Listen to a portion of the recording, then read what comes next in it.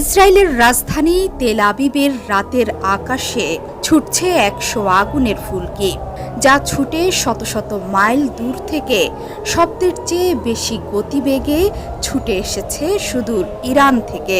আর তার ভয়ে কম্পমান ইসরায়েল। যা কেউ কল্পনা করেনি তাই ঘটল।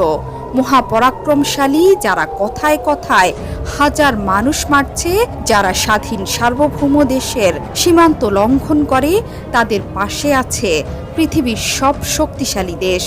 সেই ইসরায়েলে আঘাত হানল ১০০ মিসাইল। আর শেষ পর্যন্ত কথায় নয়, সাহস করে কাজে পরিণত করে দেখালো মধ্যপ্রাচ্যের সিংহ ইরান। ইরান আবারও প্রমাণ করল অন্যায়ের বিরুদ্ধে তারা যে অবস্থানের কথা জানিয়ে আসছিল তাতে